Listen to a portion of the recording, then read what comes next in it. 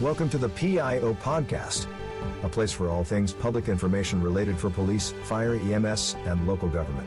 An open forum to learn, grow, and develop your public information skills. Your host, Robert Tornabene, is a public information officer with over 10 years in the field and 27 years of law enforcement background. In each episode, we will explore different aspects of the public information officer profession. Weekly, we will delve into the field of public information by talking to other PIOs. So sit back and enjoy this episode. This is episode 25 of the PIO podcast. Today on the show, we have Carin Morrell from the University of Maryland, Baltimore, and she is the public information officer for the police department at the university. Welcome to the show, Carin. Thank you so much for having me. I appreciate it. So I'm really excited to have you on the show. You contacted us, and we've never had a member of a university public information officer, especially working for the police department, on the show. But you also have a dual role besides being the PIO for the university police department. You're also an emergency management PIO for the university as well. Right. So why don't you tell us a little bit about that? Yeah, so the University of Maryland, Baltimore is really fortunate in that we have both a police department and a separate Office of Emergency Management. So a lot of campuses and universities across the country, that's sort of mushed together into one office. But so I joined UMB back in 2019 as the first PIO for both of those departments and have really been helping to shape that role over the last 2 years. So as a PIO, I do kind of the typical PIO things, right? Media relations, social media, graphic design, website, photography, videography, crisis communications, the things that your audience is very familiar with, but balancing the needs of both police and emergency management so that we're getting out campus safety tips, but also preparedness information and highlighting the events and trainings that we have. And our police department has a really robust community outreach program. So managing all the public facing communications related to both of those departments. That's awesome. I don't think that a lot of parents give a whole lot of thought when they send their kids away to school about public safety, other than that they want to know that their campus is safe for their students. So it's really great that you're doing that. So how about your background? What's your background? No, it's not. I actually started in journalism. I was a TV news producer at WISC TV out in Madison, Wisconsin. Then I came to WBAL TV in Baltimore. I'm from Baltimore originally. And then, those overnight shifts are really killer. So I transitioned out of news. And my transition also might be pretty surprising given that I now work in law enforcement. I went to a classical music conservatory at the Peabody Institute of Johns Hopkins. So going from news to classical music, and then from there, I actually transitioned to public health. I was the public information officer for the Maryland Department of Health and the Office of Preparedness and Response, where I was responsible for all emergency communications for public health emergencies in Maryland. I left in June 2019, so that was really great timing for me before COVID hit. And then I came to UMB, but one of the things I love about communications is that you can apply those skills to so many different areas, right? So whether it's classical music or public health or now law enforcement, it is really cool to be able to apply those skills. It's always really cool to hear someone that came from the Midwest and has moved out to other bigger and better things. My daughter, who is a digital producer at the rival station in Madison, I am familiar with that other station that is her rival that you worked at. So it's pretty cool that people get starts in these smaller stations and then move on to bigger roles. So your role as a PIO in a university campus is different than it would be for a traditional law enforcement PIO. Can you provide some examples of the differences? Yeah, so the University of Maryland, Baltimore, we're located in the heart of downtown Baltimore. So a lot of people think of a university police department as maybe just taking care of their campus, but we're a full full service law enforcement agency. We have concurrent jurisdiction with the Baltimore Police Department, and our department has 60 police officers, 100 security officers, 9 police communication operators, plus our administrative staff. So in terms of the size of an agency, we're really classified as the mid-sized police agency. And UMB is a really unique campus because we're made up of 6 professional schools plus a graduate school. So most of our students are post-grad, so they aren't really undergrad students. We don't have a lot of resident students that a typical undergraduate campus would really have, which makes a really unique communications experience as a PIO, because we're really primarily communicating with our university community, our students, faculty, and staff who are adults. And that also gives us a really unique opportunity to collaborate with our students. We have social work interns that are starting this fall with our police department, and they'll be able to provide resources to vulnerable populations, which is really exciting to be taking that step into community policing above and beyond what we're already doing. And we're also, as a university, bound by the Clery Act, which has specific requirements for how and when we notify our community during an emergency. So let's talk about the Clery Act. Not many public information officers will be familiar with that act. So go ahead and elaborate on that. Yeah, so it's actually, the full name of it is the Jean Clery Disclosure of Campus Security Policy and Campus Crime Statistics Act. It's a real mouthful, huh?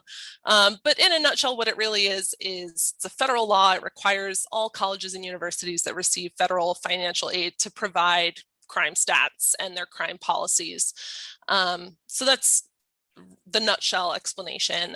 There's a lot of specifics about what a Clery crime is and what Clery geography is. So which sidewalk is on our campus, right? Like those little intricacies. But what that really means for us is that we are required and bound by this law to send an emergency notification to our campus if there is an imminent threat. And as a PIO for both police and emergency management, that really comes into play because it's not just crimes, but it could be a tornado warning or a gas leak or fire. So it's also those emergency management side of what an imminent threat to our campus might be. And as the public information officer, my role is to send out those alerts to all of our campus during that emergency or dangerous situation. And the Clery Act also requires that we would send something called a timely warning, which is if there's a serious or continuing threat. So for example, that might look like a rash of bicycle thefts on campus, right? Like we don't need to let people know right away, but we want them to be aware. Or if, there's an assault on our campus, but our officers immediately apprehend the suspect, we might not need that alert because our campus isn't under any kind of imminent danger, but we want people to know that this happened. And we distribute that information as an email from our chief of police out to UMB. And then in addition to all of that, we summarize all of these alerts and everything into an annual report. So if you have a child who's looking to apply to colleges, you can look up any university's Clery report, and it will have all of their policies and their statistics, so you can get a sense of what crime looks like on campus. I'm assuming, like most college campuses, having an app that most students would be required to utilize for emergencies is imperative. So is that something that you would have to put information out to? Yeah, so our alerting system, it's called UMB Alerts, it's through Everbridge. And when any student or employee comes to campus, they're automatically opted into the system. So it's actually an opt-out system, which is really important when we're distributing emergency information, that we're not requiring people to go to a website and type in their number or whatever, because we want them to get the information as quickly as possible. So we send alerts via text message, email, campus phone. We can call their cell phone too if they put in that information, as well as our UMB mobile app and our website. Yep, so lots of places. Excellent.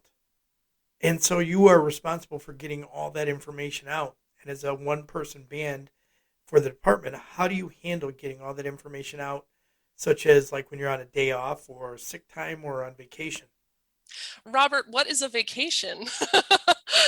I know the feeling. um, Yes, I know the feeling. um, that's a great question though, because redundancy is something that's really important for PIOs. And I'm really fortunate as a part of a university community that we have a university office of communication and public affairs that is responsible for all communications for the entire university. And so because they have such a deep bench of communications personnel, they can really be an ally in the event that there's an emergency or if I do go on a vacation. And so, for example, our Office of Emergency Management has really taken the lead on COVID, right? They're doing a lot of planning and coordination. I can't possibly handle all of the communications for that. So our communications team has really been a huge asset to help in those situations where the job is just bigger than I can handle, or if I'm out of the office.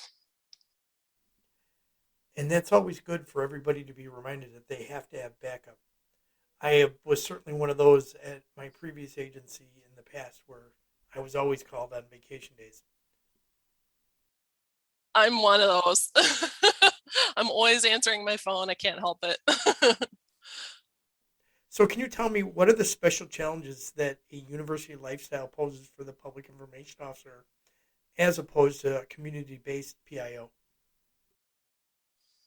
Yeah, so it's funny because I was thinking about this, and what we actually started talking about before we started recording was the name of the university, right?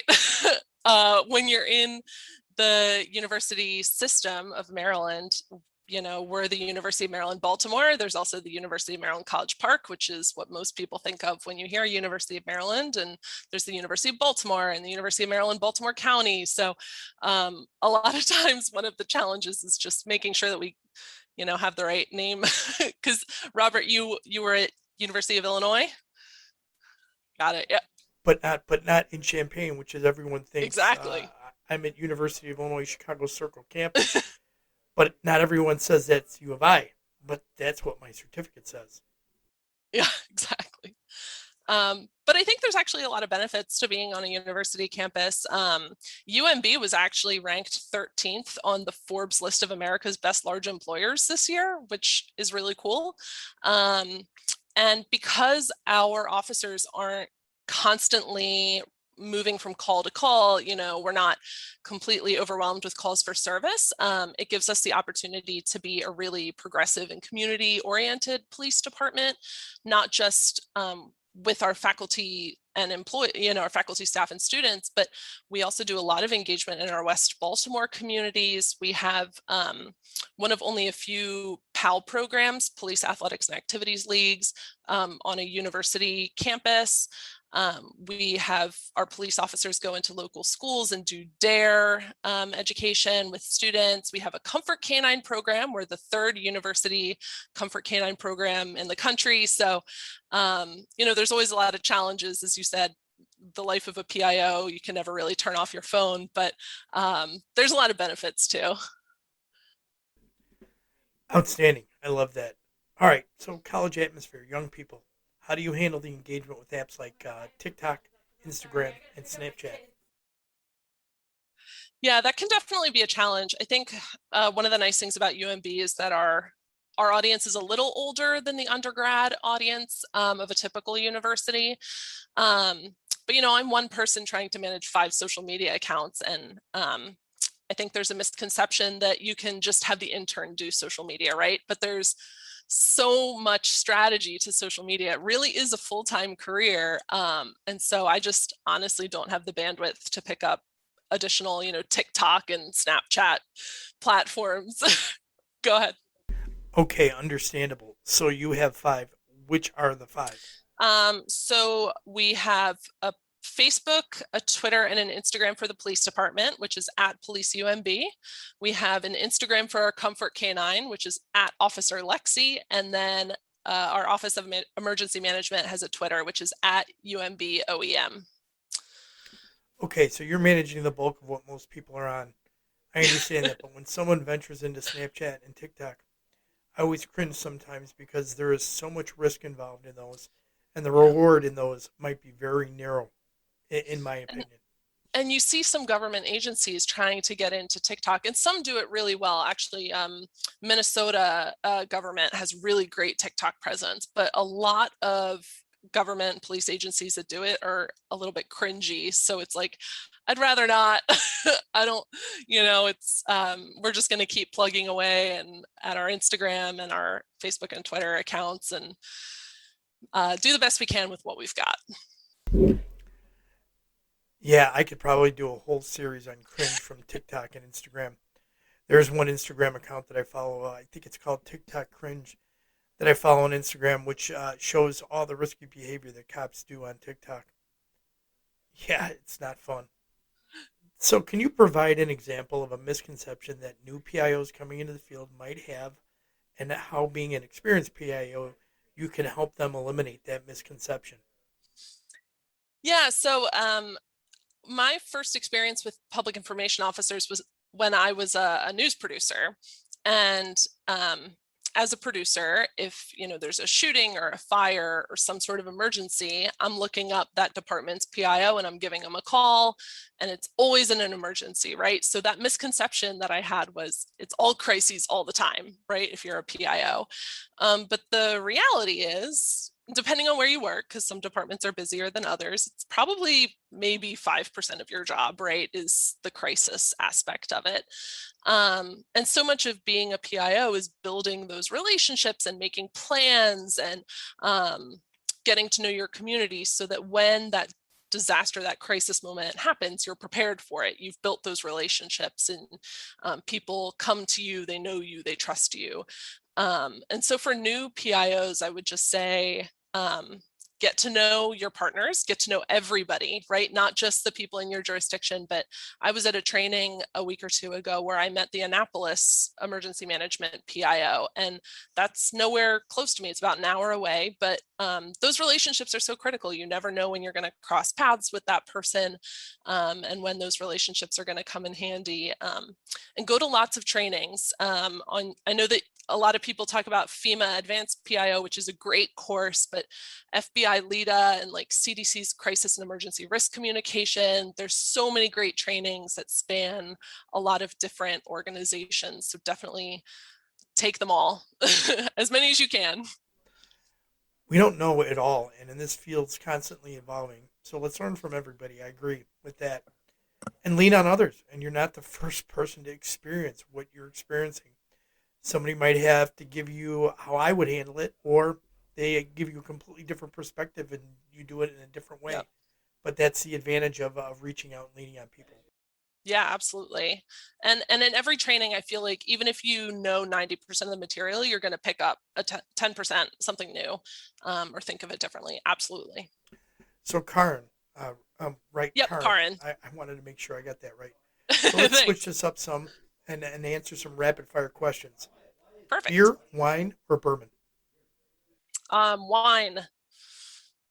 Probably red wine, but I'll drink anything. So, what's a life lesson that you use every day? It never hurts to ask.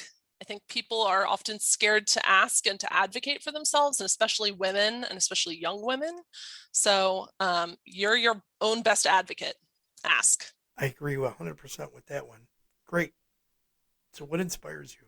So I'm going to change this to who inspires you, because I've been really fortunate to have some really amazing role models and mentors over the years. At Peabody, my boss was Tiffany Lundquist, and then at the Department of Health, it was Sherry Adams.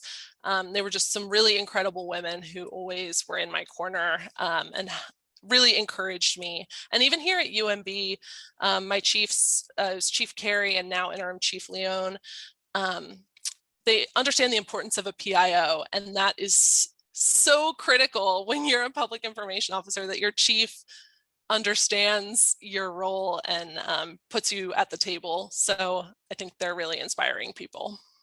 Absolutely. Awesome. What is the best compliment you've ever received? So in undergrad, I went to Loyola University, Maryland, and I took a course with Mark Bowden, who is the author of Black Hawk Down. And on one of my papers, he wrote that it was the best work a student had ever submitted to him. Yeah, so I chalked that up for a win. I would frame that one if it was written down somewhere. Outstanding. He actually wrote me a letter of recommendation as well. So yeah. You must have made an impact on him with what you wrote. Okay. So do you have a favorite word? Yeah, I do, but I think it's going to take you by surprise. So my dad is a statistician, and my favorite word is heteroscedasticity. And I have no idea what it means, but it is so fun to say. Heteroscedasticity. Yeah. That one I'll have to look up. Oh, I found it. It's to do with like variability or something, but I just think it's fun to say. Heteroscedasticity. That one I'll have to look up. Oh, I found it. Okay, so heteroscedasticity refers to the circumstances in which the variability of a variable is unequal across a range of values of a second variable that it predicts it. Sure. Yeah, I'll leave that one up to the people who deal with equations. Yeah, exactly. That's outside my realm of expertise. Yeah, bring that one to somebody at a party and say, spell that. That's got to be fun. So where do you go and what do you do when you have to reset? Yeah, I think as we're talking about, I'm going to be the first to admit I'm not great at the reset. I tend to be someone who's always attached to my phone, and I think there's a misconception that you always have to have some big go offline to reset and recharge. But something that I'm really working on is having kind of like micro breaks, right? Where you take a little bit of time every day to just enjoy the moment, and finding those tiny breaks throughout the day is what enables me to recharge, rather than saying like, oh, I need to go sit on the beach in the Bahamas for a week or something, because it's just, even if I'm there, I'm going to be posting on social media while I'm doing it. So yeah, it's important, I think, for other PIOs, especially new ones, to know how to find little moments of joy for themselves throughout the day. Yes, because they definitely, at that pace in which things come in, they can burn out very quickly. Yeah, absolutely. Okay, so if you could turn back time and tell your 18-year-old self something, what would you tell her? It's going to be okay. It's going to be okay. When you're in your late teens and early 20s, there's so many options of your path ahead. And I think it can be really scary. And you don't know where it's going to go. When I was 18, I didn't know what a PIO was. But I think just saying, you don't need to worry so much. Like, it's all going to work out. It's going to be okay. Okay, that's a great way of summing it up. So is there anything else you'd like to share with us today? Yes. The University Police Department PIO community, it's really small. It's a really niche community because a lot of university police departments, honestly, they just can't afford a PIO, right? It's a additional duty for some poor sergeant who doesn't want to be a PIO, but we're here for you. There is a little community of these University Police Department PIOs. There's a little Facebook group. It's called UPD Social Media Managers. It's a lot of Midwestern University Police Department PIOs. So we're always looking to grow. If you want to join our little group, I hope you will. It's a really great opportunity to bounce ideas off other people who are in this very specific situation. And what is the Facebook group name again? It's called UPD Social Media Managers. Okay, I will put that in the show notes and let everyone else know. Awesome. Thank you. So excellent.